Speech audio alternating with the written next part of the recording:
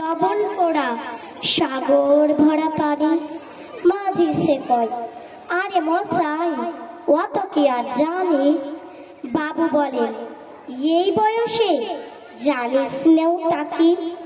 জীবনটা তোর নেহাত খেলো, কষ্ট আনাই ফাঁকি। আবার ভেবে কহেন বাবু, বল তো রে বুড়ো, কেন এমন নীল দেখা যায় আকাশের ওই চূড়ো? বল তো দেখি, সূর্য চাঁদে গ্রহণ লাগে কেন? বৃদ্ধ বলে, আমায় কেন লজ্জা দেখছেন হেন? বাবু বলেন, বলবো কি আর, বলবো তোর কি তা?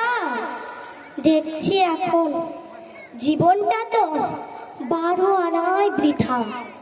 খানিক বাদে ঝড় উঠেছে, ঢেউ উঠেছে ফুলে। বাবু দেখেন নৌকোখানি ডুবলো বুঝি দুলে। মাঝি রে কোন এ কি আপদ, ওরে ভাই মাঝি, ডুবলো নাকি নৌকো? এবার মরবো নাকি আজি? মাঝি শুধায়, সাঁতার জানো? মাথা নাড়েন বাবু। মূর্খ মাঝি বলে, মশাই এখন কেন কাবু? বাজলে শেষে আমার কথা হিসেব করো পিছে। তোমার দেখি জীবন খানা 16 আনাই মিছে। আসসালামু আলাইকুম ওয়া রাহমাতুল্লাহি ওয়া বারাকাতুহু। অসংখ্য ধন্যবাদ। অতুলনীয় একদম একটা প্রদর্শনীর জন্য, যাকে কি বলবো আমি জানি না।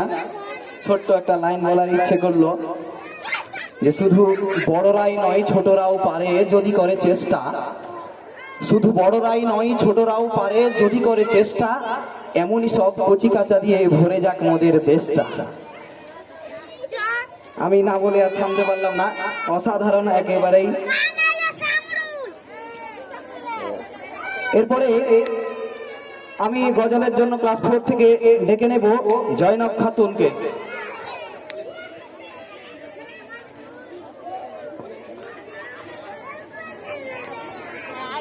আসসালামু আলাইকুম ওয়া রাহমাতুল্লাহি ওয়া বারাকাতুহু। কেউ কাটিবে